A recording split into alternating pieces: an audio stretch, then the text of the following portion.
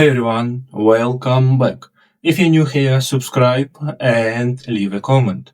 Tonight's story is about a man who found a rooftop greenhouse after the zombie outbreak and turned it into his own way to survive until other people saw what he built and wanted it for themselves. So, let's get started.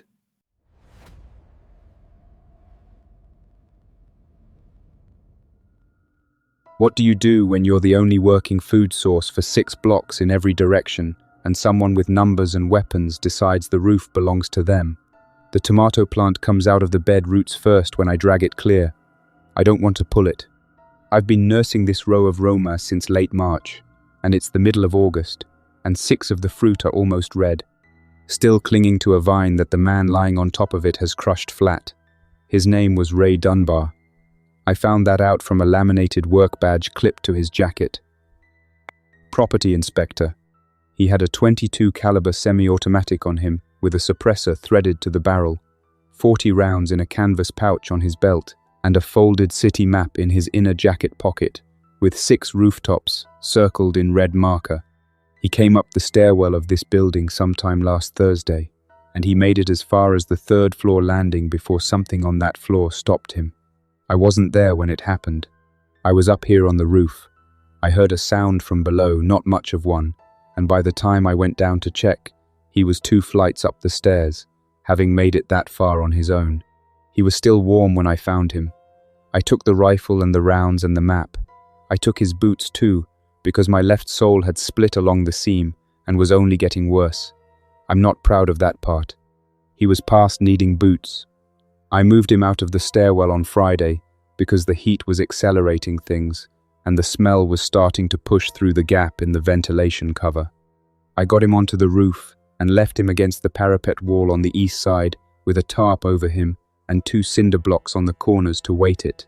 At some point during the night, the wind took the tarp and the weight shifted and he rolled into the planting bed. Now it's 5:30 in the morning. The wind is still coming in hard, gusts off the sound, and I'm crouching in the open section of the greenhouse trying to save whatever I can of the bed. 2 of the 6 Roma plants are broken through the main stem. I cut them free and set them aside for composting. The other 4 are bent but not severed. I tie them back upright using strips cut from a cotton shirt I've been saving for bandage material. It'll rot on the stems eventually. 2 weeks from now I'll find something else. The greenhouse frame shudders with each gust. I check the anchor bolts along the east wall. 2 have pulled partway out of the roofing membrane. I reseat them with the last of the tube sealant I've been rationing since June, pressing it in with a folded piece of card and holding it down for a slow count. The sky is grey, and the buildings across the street are dark. The condo tower to the west, the glass one, 22 stories, has light showing in 4 of the upper windows. It's had light in those windows for the past 3 weeks. I've been watching it. I drag Ray Dunbar clear of the bed and position him against the parapet again. I need to find something to weight him with, something that won't blow. There's a bag of rock grit from the maintenance room that I've been using for drainage adjustment. I carry it over and set it across his legs over the tarp. It's not a dignified arrangement. I note his name in the log I keep on the inside of the utility cabinet door. Property inspector, Ray Dunbar. That's all I know about him, and that's all I'll ever know. I've been on this roof since the end of March. Before that, I was in my apartment on Olive, watching what was happening on the street below and not understanding most of it. Not many people did, not at first. The first signs in Seattle were what I imagined they were everywhere. People who seemed sick, but weren't behaving the way sick people normally behave. Not lying down, not asking for help. Moving toward sound, moving toward people. The city health alerts called it a viral encephalitic event and told residents to stay home and avoid contact with anyone showing symptoms. Those alerts lasted about 4 days before they stopped coming. I worked a double shift at Wexler's on a Friday in late March, came home just before midnight, and stood on my balcony watching the intersection 2 blocks down where a city bus had rolled into a phone pole. There were people around the bus who weren't helping the driver. They were standing with their backs to the wreck, facing outward, turning their heads toward any noise from the street. I went inside and locked the door and didn't sleep. By morning, there were 3 of what I'd started calling the sick ones in the parking structure across the alley. They moved towards sound. A car alarm 2 blocks over would bring them out into the open, heads turning, following the direction. A dropped bottle in the alley would set them moving. They weren't fast, but they were consistent. They didn't stop to check if the source was real. I had a balcony garden at the time, fabric pots, mostly tomatoes and peppers, a few herb containers. I'd been doing it for 3 years. I'd read enough about soil chemistry and container growing and yield cycles to know the basics, even if I'd never done anything serious with it. Standing on the balcony watching the sick ones in the parking structure, I started making a mental list of what I had, what I needed, and how long I could stay in the apartment before running out of either. I lasted 11 days in the apartment. Then a group of people on the street tried to force their way into the building looking for supplies. 2 residents on the 2nd floor had already turned and were in the corridor. The resulting noise brought more in from outside. I left through the building's roof access with a duffel bag, a kitchen knife I'd been meaning to buy off the owner at Wexler's for 2 years, and the seed packets from the balcony containers. I took the seeds last. I almost didn't take them at all. Later I was glad I did. I crossed 2 rooftops before I found this building. I lost part of my right thumbnail on the 2nd crossing, catching a piece of rusted flashing on the parapet edge. The cuts on my palm from that jump are still visible now, just faded. I pulled myself over the parapet of this building and went through the rooftop access door, and the first thing I saw when I reached the roof was the greenhouse. It was empty. Someone had left in a hurry, or just stopped coming a few broken clay pots, a half bag of perlite that had gone stiff from moisture, a folded trowel, and a coil of irrigation tubing stuffed into a plastic crate. The frame was intact. The polycarbonate panels were mostly clear. The east wall had one cracked panel that someone had taped with clear packing tape, which had dried and was lifting at the edges, but the crack wasn't structural. The roof itself was a standard flat commercial rooftop membrane over concrete, with a low parapet wall on all 4 sides. The greenhouse sat in the southwest corner, where the sun hours were best.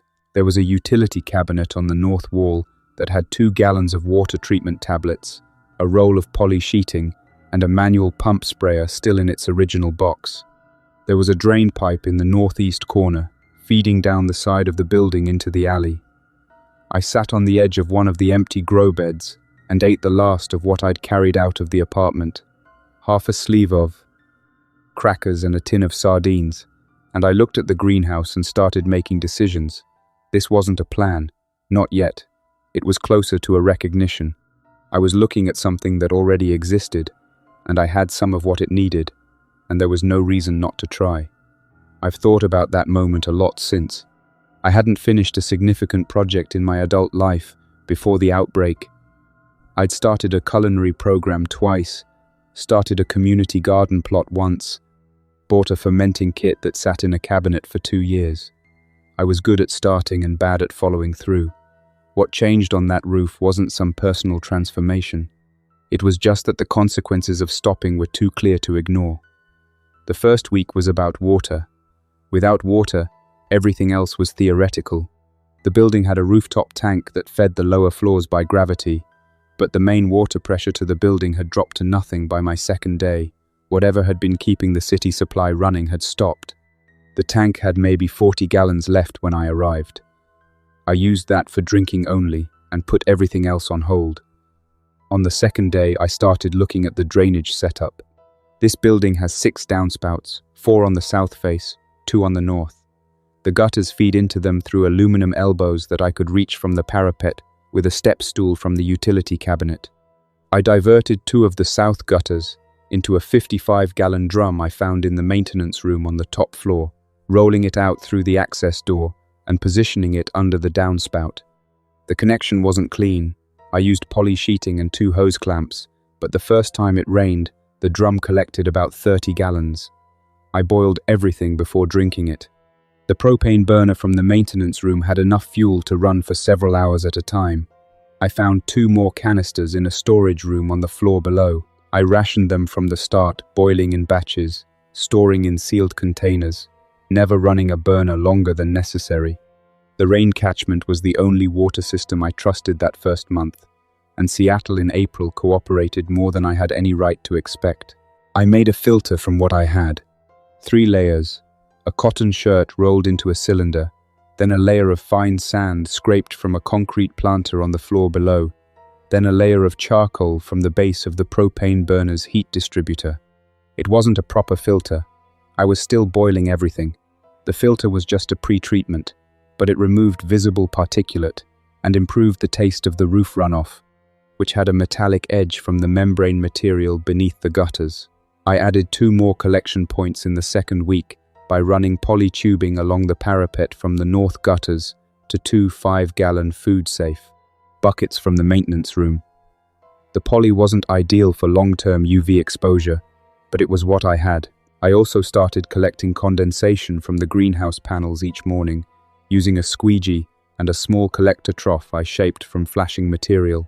A liter a day on good mornings. Not much, but consistent. And consistency matters more than quantity when you're tracking small reserves.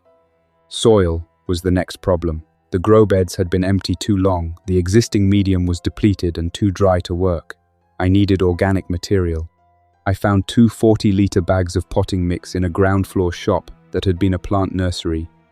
Getting them upstairs without drawing attention took most of a day.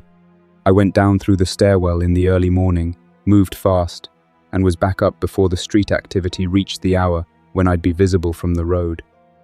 The stairwell wasn't clean at that point.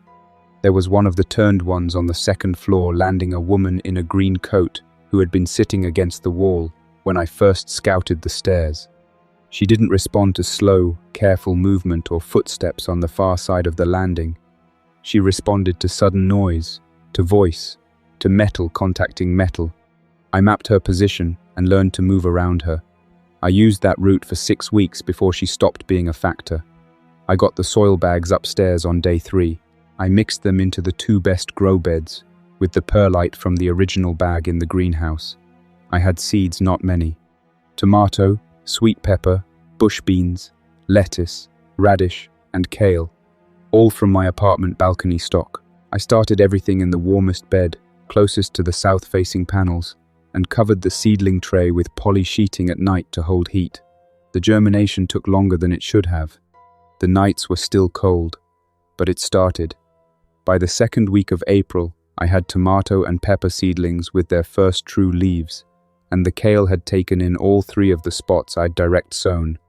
I moved them to individual containers once they were large enough to handle and started supplementing the grow medium with diluted water from the compost bin, which was active by then, though still early in its cycle. The seedlings were slow. Everything in those first weeks was slow. I learned to wait. I started composting on day 2, before I'd even confirmed the grow beds were workable. Everything organic that I couldn't eat went into a plastic storage bin. I drilled holes in vegetable scraps, coffee grounds from a tin I found in a top-floor apartment, cardboard soaked and torn small, failed seedlings that didn't take, and eventually the spent growing medium from replanted beds. I layered it, turned it every few days with the trowel, and kept it damp, but not wet.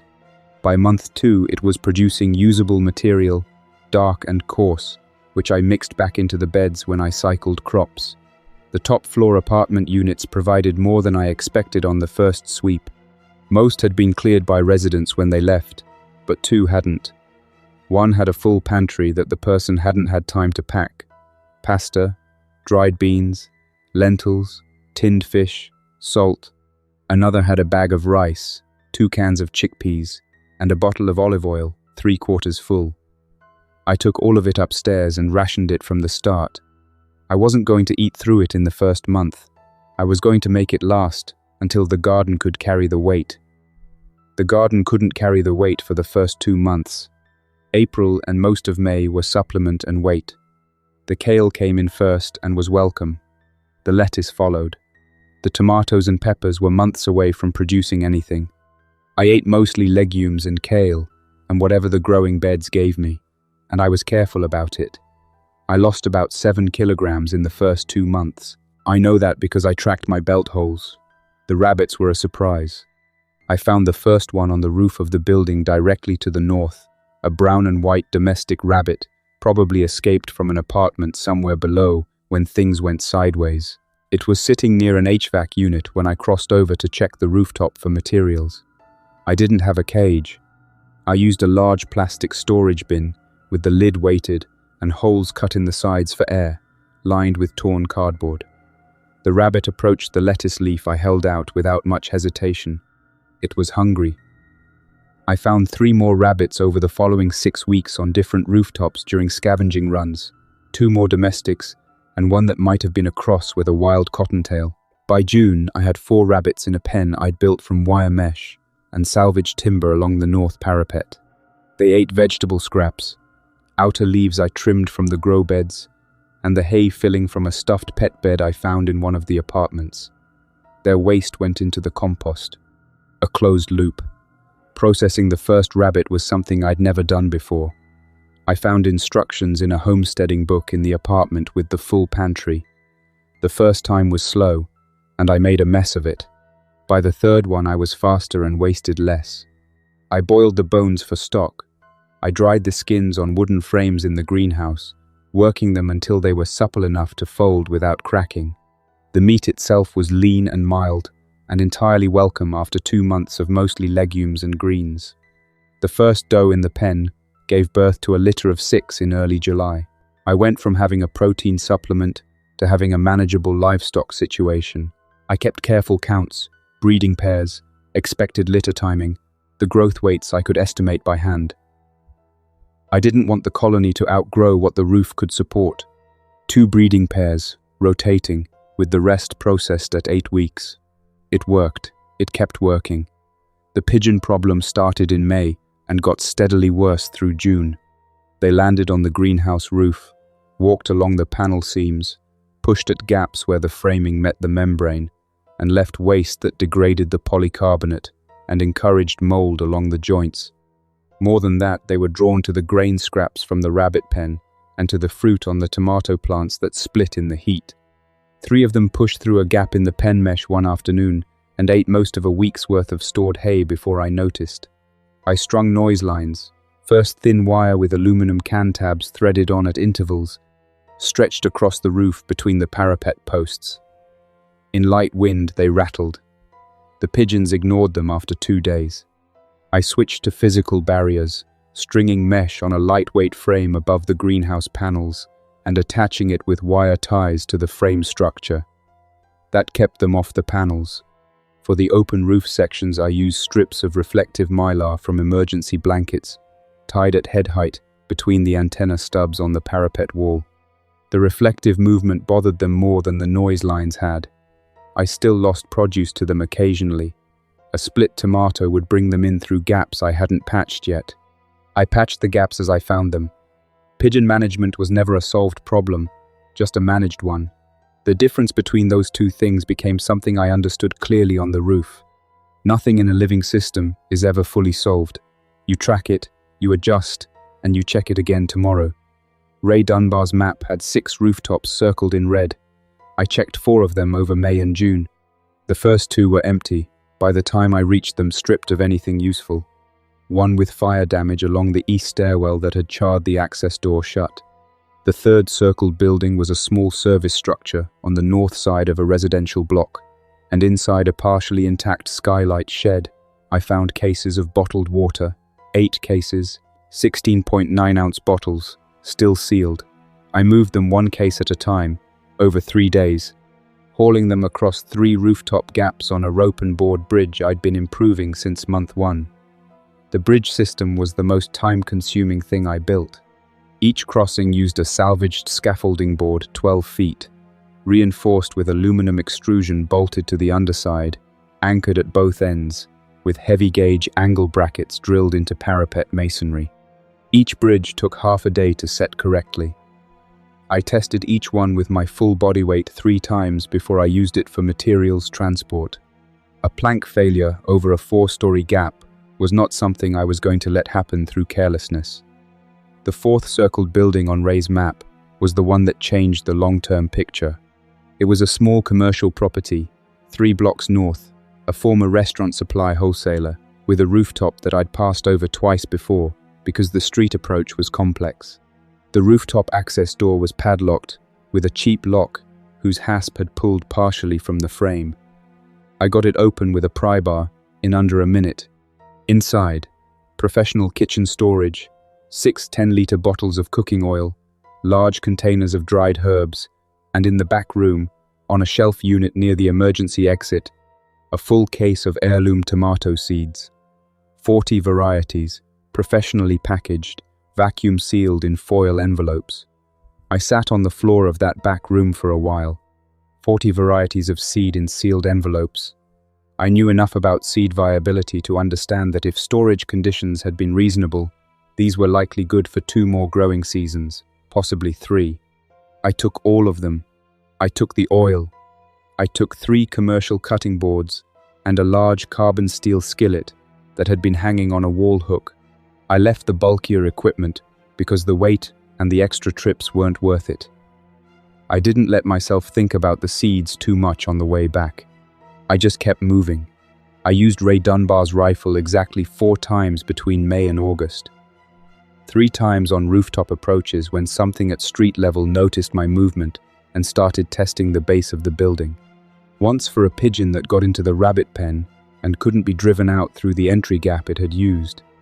The suppressor kept each discharge to something not much louder than a firm hand clap. I wasn't trained on firearms. I burned 8 rounds, learning my aim on a gravel section of the restaurant supply roof in early May, and then I treated every remaining round as a last resort. By mid-May, I had roughly 60 gallons of stored water in the drum and the buckets. I was using about 3 gallons a day for drinking, cooking, and watering, staying strict about it. The plants needed more than I was giving them, but they adapted. A slightly water-stressed tomato plant concentrates its sugars and produces fruit with more flavor and better shelf life. I hadn't planned that outcome. It was just what happened, but I noted it and worked with it going forward. The lead-acid batteries were a project from late June. Ray's map had led me to a building with 2 salvaged solar panels sitting loose on the roof, disconnected from a dead system. I moved them over 2 trips and spent 2 afternoons wiring them into a battery bank assembled from the lead-acid units inside emergency exit signs, which I'd been pulling from stairwells across the network of buildings I could reach. 3 batteries in parallel, each about 7 ampere-hours, enough to run a small LED work light for 4 hours. Enough to run the water pump I'd built from a salvaged bilge motor for the irrigation lines. Not enough for anything else, but I wasn't asking for anything else. The wiring work made noise. Metallic, sustained noise tool work, ratcheting connectors, tapping pipe for irrigation layout. Over 2 afternoons I put about 6 hours of that noise into the air above the street. The count of the dead at the base of the building more than tripled by the 2nd afternoon. Warren noticed it and told me in his flat, factual way. I finished the wiring and stopped. The count went down over the next 4 days but didn't return to what it had been. The base of my building was in their rotation now. I adjusted my schedule to avoid peak ground level hours. I first saw them on a Thursday evening in late June when the light was still long and I was working on the pepper bed. 2 figures on the upper terrace of the glass tower to the west, a man and a woman. The man had binoculars. He wasn't making any effort to be discreet about using them. He pointed them directly at the greenhouse roof and held them there for a full minute while I went through the motions of watering. I went inside the greenhouse and counted floors in the tower. 22. The lights I'd been seeing at night were on floors 18 through 21, consistently. 4 floors of occupied, active space in a 22-story building. That wasn't 2 people. That was a group with enough organization and enough surplus to be comfortable enough to watch their neighbors through binoculars from the terrace without fear of drawing attention to themselves. The next morning, I found a piece of corrugated cardboard propped against the parapet of the adjacent lower roof, the building that sat between mine and the tower's service structure. On the cardboard, written in large black letters with what looked like a permanent marker, "We can trade." Talk? I didn't respond that day. I took the cardboard inside and sat with it for a long time. A group organized enough to communicate this way and patient enough to wait for a response rather than just coming over, had resources and discipline. They'd also been watching me long enough to understand approximately what I was doing on this roof. The binoculars the night before weren't their first look. I'd just been the last one to know I was being watched. I wrote on the back of the cardboard, "What do you have?" I put it back on the parapet, at the same position at dusk, and went inside. The answer came back the next morning, on a new piece of cardboard, neatly lettered: meds, fuel, tools, security. What do you have? I didn't answer that one immediately. Security was an interesting word to put on a cardboard sign. It could mean they were offering protection. It could mean they were advertising capability. Both could be true at once, and neither interpretation required trusting them. The first face-to-face meeting happened on a Tuesday in early July. I'd built the Southwest Bridge 2 weeks earlier, a 12-foot scaffolding board to the adjacent lower roof, anchored with the same angle bracket system I used everywhere. They had their own crossing from the tower service structure to the same lower roof. We met in the middle. The man's name was Garrett Pells. Mid-40s, heavyset, a short beard coming in patchy on the jaw. Good boots, recently cleaned. He extended his hand when we reached each other on the lower roof, and I shook it. His grip was firm and deliberate, the kind of handshake that's trying to communicate something. The woman with him introduced herself as Adele Crane, late 30s, organized in her movements, with a small notebook in her jacket pocket and a pen clipped to the cover. Garrett told me his group had been in the tower since early April. They'd fortified the upper floors and cut access to the lower building by sealing the stairwells at floor. 14 debris piled and welded with materials they'd sourced from the building's mechanical rooms. He said there were 19 people in the tower. He said they were managing their stored food, but they'd seen my greenhouse from day one and they wanted fresh produce. He said it plainly, without dressing it up. I asked what he meant by security, specifically. He said 3 of his group had military or law enforcement backgrounds, and that they'd cleared their building systematically. He said they weren't looking for trouble. The deal he was offering was this: regular produce delivery in exchange for rotating one person to stand watch on my rooftop stairwell access and keep it clear. He said his group could maintain the lower floors of my building on an ongoing basis if I was willing to work with them. I said I'd think about it. Adele wrote something in her notebook. Garrett smiled in a way that said he was used to being the person in a room who decided when the thinking phase was over. We traded for 3 weeks. I gave them tomatoes, peppers, lettuce, kale, and radishes. They sent a man named Warren Sick up twice a week to stand watch at the stairwell door he was around. 30, quiet, and thorough. Wore a tactical vest with extra pouches and carried a 9mm pistol on his hip. He never came into the greenhouse, and he never spoke to me except to confirm the daily exchange amount. I watched him carefully for the first week and kept watching him carefully for the second week, because nothing had changed that made watching less useful. The produce I gave them was real. A kilo of tomatoes every 3 days, whatever the pepper bed was putting out, lettuce rounds when they reached size. I kept separate beds for my own supply and stayed clear on where the line was. I wasn't going to undermine my own food security to fill someone else's request. Garrett accepted the first 2 deliveries without comment. On the third exchange, he sent Adele's notebook back across, with a new item added to the list: herbs, specifically basil and rosemary. I had rosemary from a cutting I'd rooted in late May, growing in a container on the south parapet. I had no basil, I hadn't prioritized basil seed, and it wasn't in the heirloom collection I'd found.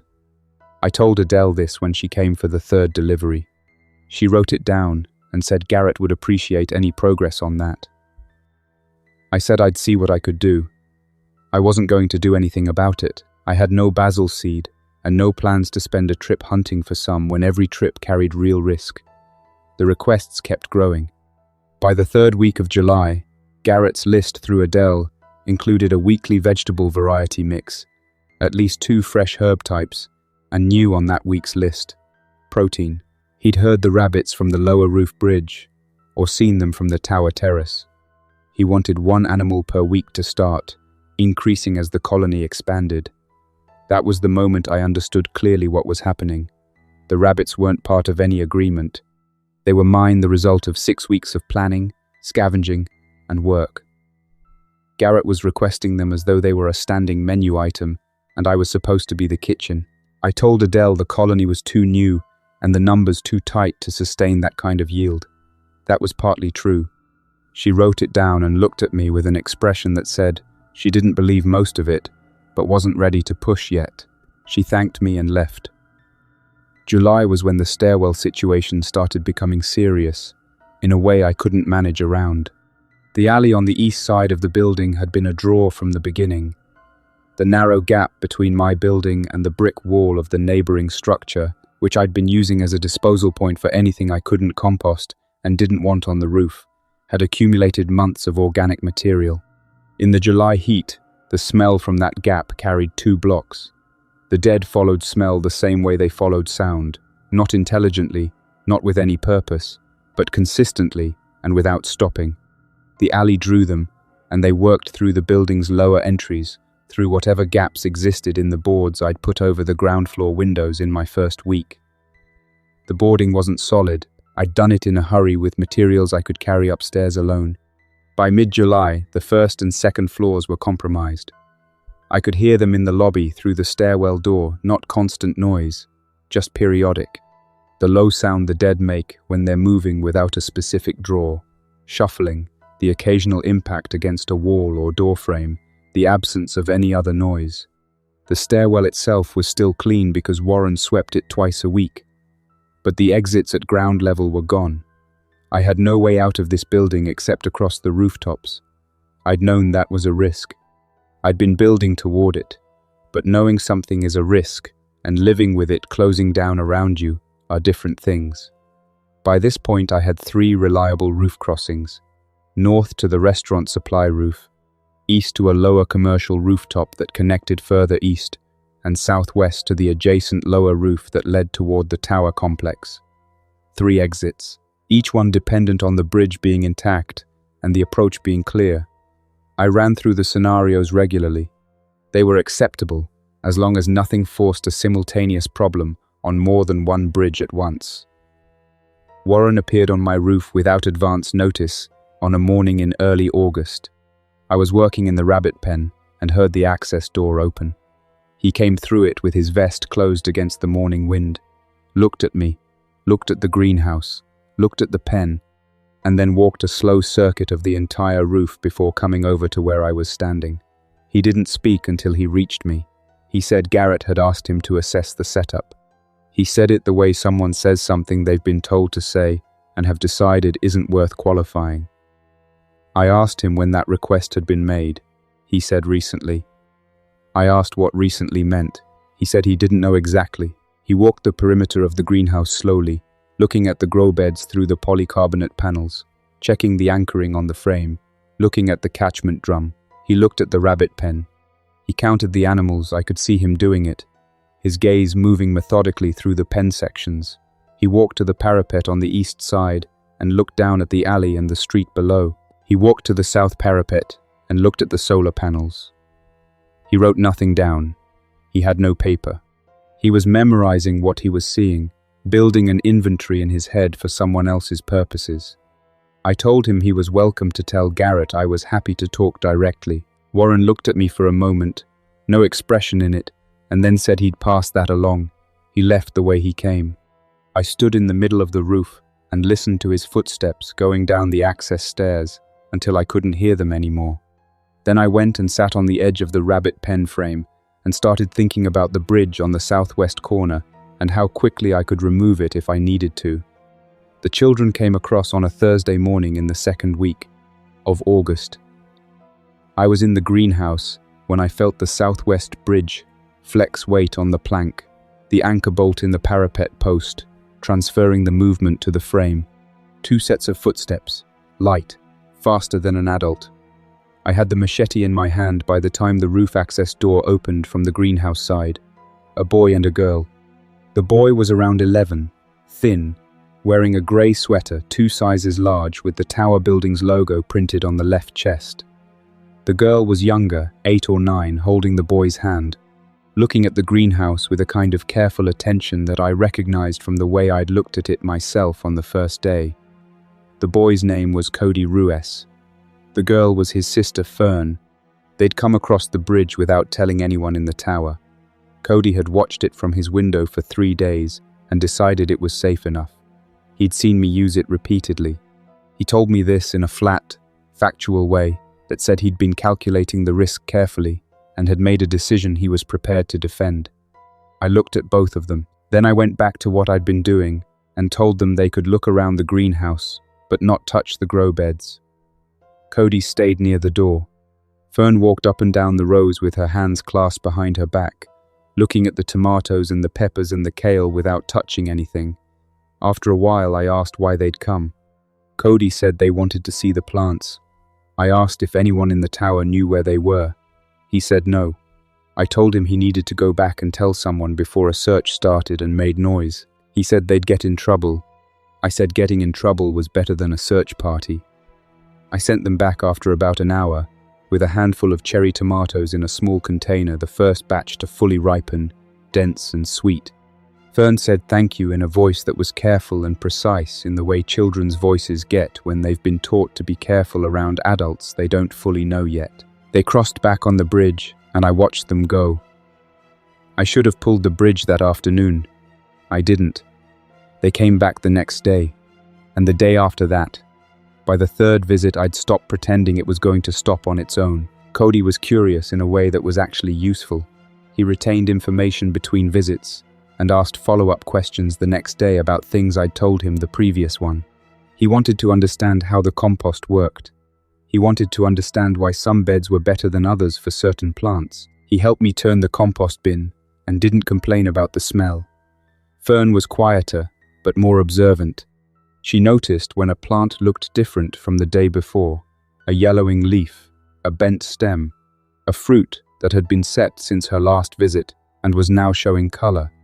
She didn't name these things the way someone with knowledge would, but she tracked them. She started leaving small rocks near plants she wanted to check on the next visit, so she could find them again in the rows. I let her do it. They told me things about the tower without intending to. They talked the way children do when they're comfortable and not monitoring themselves. Garrett had run the group well in the early months, assigned roles, created a rationing system, kept security structured. The people who'd arrived in the first weeks had accepted that organization because the alternative was disorder. The people who'd arrived later found a system already fixed and weren't fully inside it. Their mother, Patrice Ruess, was a nurse who'd arrived at the tower in late June with the children and a medical kit bag she'd carried out of the hospital she'd worked at. The tower needed her. Garrett's rationing decisions were hers to carry out, not to question. Cody mentioned this detail in passing, embedded in a longer story about something else, and the way he mentioned it, neutral, factual, with no editorial, told me that the friction between Patrice and Garrett's decisions was a background fact of daily life in that building. I didn't tell Garrett about the children's visits. I should have. Or I should have stopped the visits. I did neither of those things, and after a while that became a problem that had its own shape. The second face-to-face meeting was in late July. Garrett came alone. No Adele with the notebook. He crossed to the lower roof and met me in the middle with his hands in his jacket pockets, and he didn't extend his hand this time. He said the trade arrangement was valuable, but insufficient. He said 19 people needed more than what he was currently receiving from my roof. He said he'd been patient. He used that word twice, and both times it had the sound of something being held in check rather than something being experienced. He asked what I thought a fair outcome looked like. I asked him what he was proposing. He said what would work was a full and consistent supply of everything the roof was producing, in exchange for his group taking full responsibility for the building's security, the stairwell, the lower floors, the ground-level entries. He framed it as a partnership. I asked what my role in this partnership looked like specifically. He said I'd continue managing the garden operation with support from his people. He said the roof would technically remain under my management. That word, technically. I said I needed time to think it over. He said he understood, and that he hoped I'd consider it carefully, because the situation with the lower floors was going to become more difficult before it got easier, and working with capable people was better than working alone. He left without looking back. I pulled the southwest bridge plank onto my side of the parapet that evening and stored it under the ledge.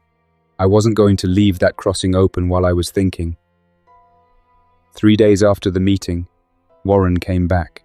This time he had someone with him, a woman I hadn't seen before, broad through the shoulders, wearing work gloves and a canvas jacket with a length of heavy chain hanging off her belt. She walked directly to the rain collection drum when she reached the roof and crouched in front of the downspout connection, looking at the fitting and the seal. I told them both to stop. Warren turned. He said Garrett had sent them to evaluate the roof systems. I said I hadn't agreed to that. He said Garrett believed the last meeting's conversation covered it. I said nothing had been agreed in that meeting. Warren looked at me steadily. The woman with the chain stayed crouching at the drum. I told her a second time to step away from the drum. She looked at Warren. Warren looked at me. He said they would wait while I contacted Garrett directly if I wanted to confirm the arrangement. He said it in the tone of someone making a concession they don't think will cost them anything.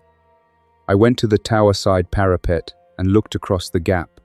2 people visible on the upper terrace, both looking at my roof, watching what happened next. I came back and told Warren and the woman they needed to leave the roof immediately. Warren held a moment. He said he hoped I wasn't making the situation more difficult than it needed to be. They left. That evening I went through everything I had and made a full inventory. Seeds, the heirloom case plus my original stock, total weight, about 2 kilograms. Tools, hand tool roll, trowel, folding knife, machete, rifle with 12 rounds. Water, main drum, 3 full buckets, 4 cases of the bottled water, approximately 90 liters. Food, about 3 weeks at current use. The greenhouse itself, the compost, the rabbit pen, the growing beds, these things existed in the inventory only as potential because I couldn't carry any of them. Adele came alone 2 days after Warren's visit. She came to the tower side parapet and called across. I hadn't reset the bridge and asked if she could have a word. I went to the parapet. She stood on the far side of the 4-meter gap with her notebook and spoke in the measured, clear voice of someone who has prepared what they're going to say. She said, Garrett wanted me to know the current arrangement was no longer workable. She said the building's stairwell watch would be suspended within 1 week unless I agreed to the full partnership structure. She used the word Garrett had used, released. The stairwell watch would be released. Whatever was currently being managed on the lower floors would not be managed anymore. I asked if she was speaking for herself or for Garrett. She paused. She said she was speaking for Garrett. I looked at her for a moment, and she looked back at me with the expression of someone who has said what they were sent to say and is waiting to see what comes next. I told her to thank Garrett for the message. I stepped back from the parapet and went into the greenhouse and sat down on the cot in the corner. I sat in the greenhouse for a long time. I ate 2 tomatoes and looked at the grow beds. The second planting of lettuce was coming in well. The pepper bed on the south side was putting out fruit consistently. The romas on the second bed had 6 weeks of yield left before the season turned. The rabbit pen had 14 animals in it, the July litter at 3 months, and the 2 August bred does near their time. 5 months of daily work, and all of it was about to go one way or another. I knew I couldn't hold the roof against 19 organized people with weapons, not with a machete and 12 rounds. I'd known that since the second face-to-face, even while I was still telling myself negotiation was an option. Garrett had been patient, because moving before he had a complete picture, risked damaging what he wanted. Now he had the picture Warren's assessment, the tower terrace observations, weeks of watching the operation. He'd done the math. He was done waiting. I needed to deny him what he most wanted, and I needed to do it before he made the next move. The water catchment was the place to start. Stored water in a city with no running supply was almost as valuable as the food production itself. I had a full bottle of pool treatment concentrate, a trichloroisocyanuric acid solution that I'd been dosing into the collection drum in small amounts for sanitation since month 2. A large enough dose in the drum, and all 5 buckets, would render the entire reserve undrinkable without treatment that a group moving in quickly probably couldn't execute. The greenhouse structure itself I couldn't burn, without breathing the off-gas from the polycarbonate panels. But I could burn the compost bin, the dry plant material, and a portion of the growing medium, using the remaining cooking oil as an accelerant, a controlled burn that produced a heavy column of smoke over the roof. Smoke as cover visible from the tower, visible from the streets below, drawing attention and triggering caution rather than immediate movement. It would give me a window. The third decision was the children. That was the one I sat with the longest. That night I broke down the seed collection into 3 portions. 1 portion went into my primary bag, the one I'd carry no matter what happened. 1 portion went into a secondary container I could set down if I had to move fast. The 3rd portion I sewed into the lining of my inner jacket pocket, using thread I unraveled from a spare sock. If I lost both bags, I still had a seed supply. It was a small thing to do, but it took 30 minutes, and I felt better for it. Tools went into the bag alongside the seeds. The trowel, the folding knife, the full hand tool roll, the machete on my hip where it always was, the rifle across my back with the 12 rounds in the pouch. I packed 4 days of food, dense, light, mostly dried goods. I packed a second bag from the maintenance room with additional food stores, a water bottle, the emergency poly roll from the utility cabinet, and 2 wool sweaters from the apartments, 1 adult, 1 child-sized. It was August, and the nights were already cooling toward autumn. I reset the southwest bridge the evening before. It needed to be in place before the fire started once the smoke went up. I was committing to the timeline. I tested the plank 1 more time with my full pack weight. It flexed the expected amount and held. I checked the far anchor bracket on the lower roof side by crossing and back. Everything solid. Late afternoon I went to the tower side parapet and waited. Cody appeared at the upper terrace window at his usual time, just after what he'd told me was the daily meal period in the tower. I held up 1 finger, then I pointed down at the bridge. Then 2 fingers. He watched me. His face was visible behind the glass for a long moment. Then he nodded once. 1 day, 2 people, come to the bridge. I didn't sleep much. I went through the greenhouse 1 more time in the dark with the hand torch, walking the rows slowly. The second planting of Romas was 3 days from peak, the skin just beginning to give, when I pressed gently with a thumb. The kale was heavy and dark. The peppers had a full flush of unripe fruit showing green on the south bed, 10 days from red. I stood in the dark greenhouse and looked at all of it. I checked the stairwell at midnight.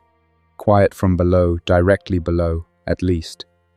Deeper in the building, 4 or 5 floors down, there was the low, irregular sound that had been there for weeks. The dead moving without specific purpose, filling space. The wedge under the roof access stairwell door was in place. Warren's last sweep had been 2 days ago. Whatever was in the lower building hadn't reached this far. I went to the rabbit pen and sat on the edge of the frame in the dark. The animals were settled for the night. The adults clustered near the hay pile, the July litter at their feet. I'd been running the numbers on the colony since morning, working through whether I could take any of them. 4 adults in the carry bins. The litter loose, it wasn't practical. Too much weight, too much noise risk, too many things that could go wrong on a moving crossing. I moved all 4 adults and the litter into the 2 largest storage bins, drilled for air, topped up with food and water. I moved the bins to the northeast corner of the roof away from the planned fire, protected by the parapet on 2 sides, out of the main path of anyone coming through the access door. Someone might find them. The next people on this roof might think to look in those bins. It wasn't impossible. I went back to the cot and looked at the ceiling of the greenhouse. The polycarbonate panels were dark overhead. The anchor bolts I'd reset in the windstorm 3 days ago felt solid through the frame. The roof was quiet, and the city below it was quiet in its own way. Not the quiet of an empty place, but the quiet of a place where the things moving through it no longer made much noise. I was up before first light. I cooked the last of the rice from the apartment pantry, all of it, the full remaining portion with dried rosemary and a measure of the cooking oil. I ate standing at the propane burner and looked out through the greenhouse panels at the dark buildings around me. The tower had one light on in the upper floors, the common area window Cody had described. Someone in there was awake early. At 6 I started on the water stores. The pool concentrate first. I poured the full remaining bottle into the main drum, watching the liquid spiral into the stored water. Then I moved to each of the 5-gallon buckets in turn, dosing them from the secondary concentrate I'd been keeping in reserve. The chemical smell was sharp and immediate. I moved upwind and lidded each container as I finished it. The stored water was gone now. 90 liters of it, fouled. I loaded the compost bin with the additional dry material I'd set aside the night before: cardboard, dry stems, the cotton stuffing from the pen bedding. I saturated the pile with the remaining cooking oil, using enough to guarantee sustained ignition without the risk of a flare. On top of the pile, I set a length of poly sheeting twisted into a slow wick. From ignition to visible smoke column would take about 8 minutes. That was the window. 7:15. I went to the parapet on the tower side. The terrace door on floor 19 opened. Cody came out first, moving fast and low. Then Fern. Then behind Fern and I'd been expecting 2 people, not 3. Patrice Roos stepped onto the terrace, pulling the door shut quietly behind her. She had the medical kit bag on her shoulder, the red cross patch visible from across the gap. She looked across at me and gave a single nod. 3 people instead of 2. I looked at them for a moment, then I nodded back. They descended the fire escape from the terrace to the service structure roof 1 floor below. Cody went first. Smooth and fast, he'd clearly tested that route before today. Fern went second, slower, with Cody steadying her feet from the landing below. Patrice last, the bag held tight against her side, moving steadily. They reached the lower service roof and crossed to the adjacent building's parapet edge in under 60 seconds. I lit the compost wick at 7:22. I watched it catch and begin to burn down through the twisted poly into the pile beneath. Then I shouldered my pack, picked up the secondary bag, and crossed the southwest bridge. 4 seconds across, 4 meters, the plank flexing once at the midpoint. I stepped off onto the lower roof on the far side and kept moving. Patrice was watching from the far end of the lower roof. She tilted her head northeast. The smoke from the roof was already starting. I could smell the chemical edge of the burning oil reaching the compost before I could see the column forming. Cody and Fern were at the next parapet edge, looking at the crossing ahead. Behind me, from the tower, a window opened. A voice, not Garrett, not Warren, shouted something I couldn't hear clearly. Then a second voice from a higher floor. Garrett's voice, raised. He'd seen the smoke from an upper window. The column would be visible from every floor on the tower's west face by now. I told Cody to move. He moved. We crossed 2 more rooftop gaps in about 4 minutes. The north bridge toward the restaurant supply building, then the connecting roof east of it. Both crossings were my own installations, both tested repeatedly. The plank bridges held. Fern crossed each one without hesitating, her eyes forward, her feet placed deliberately. Patrice crossed the second gap with the medical bag pressed flat against her back for balance. 7 seconds across. The stairwell problem hit us at the 3rd building. I'd used this roof as a transit point since May, and the stairwell access had been clear on every prior visit. When I tried the door, it moved about 10 centimeters on a hard push, and then stopped. The resistance was the wrong kind, not furniture, not a fallen object. Weight. Shifting. Passive weight. I told everyone back from the door and put my face to the gap. The emergency light inside was barely active, a faint orange glow on its last battery cycles.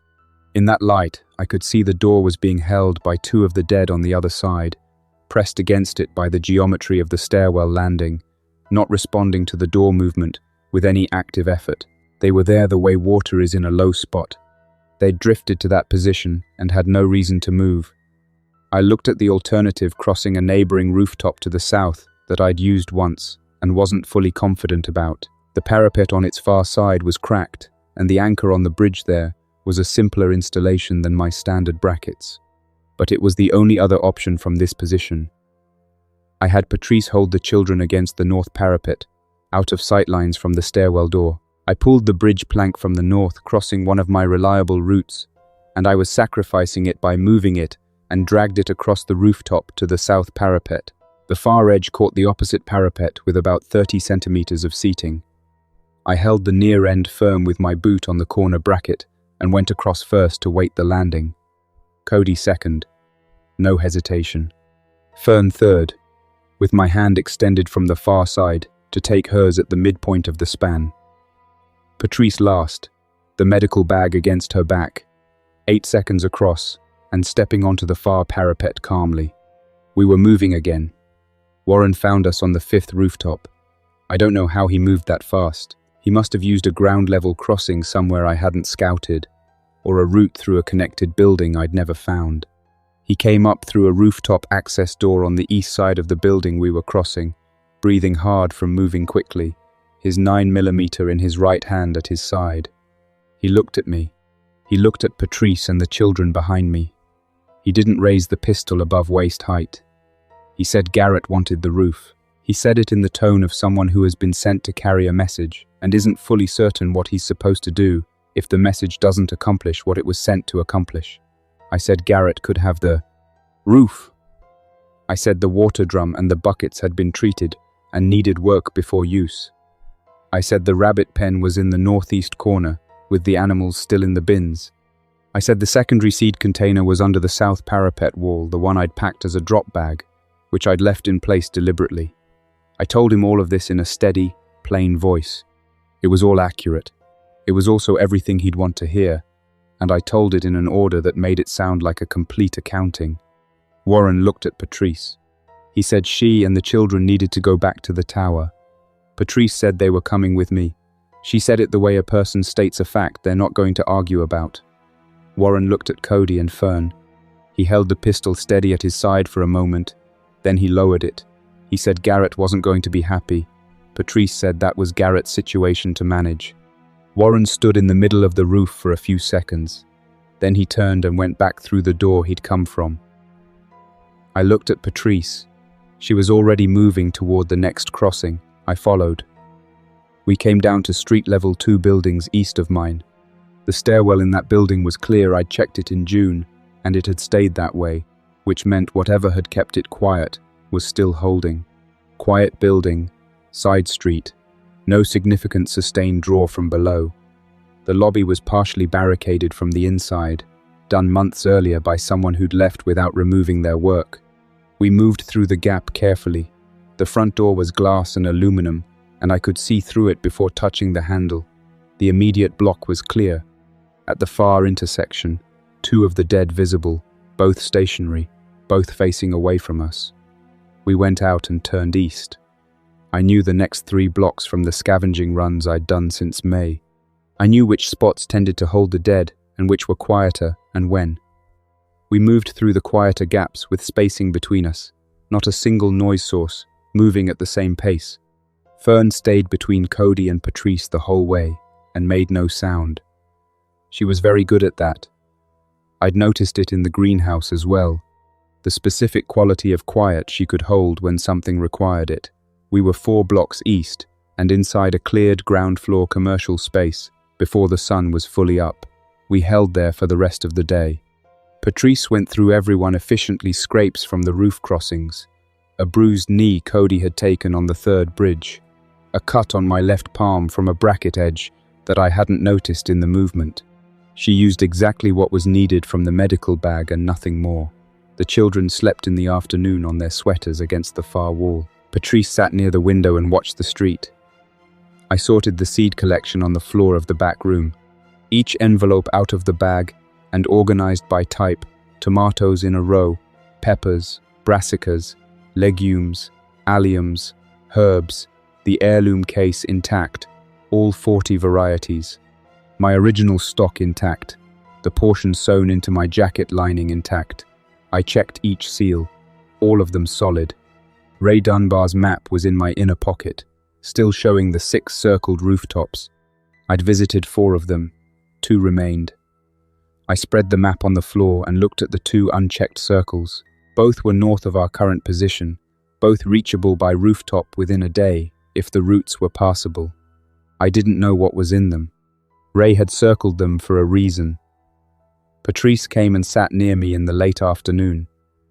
She said she wanted to thank me for the tomatoes I'd been sending across with the children. I said Cody and Fern had been more useful than they probably knew. She said she was aware of that. She was quiet for a moment. Then she asked me if I'd been doing this growing food for a long time before the outbreak. I said a little.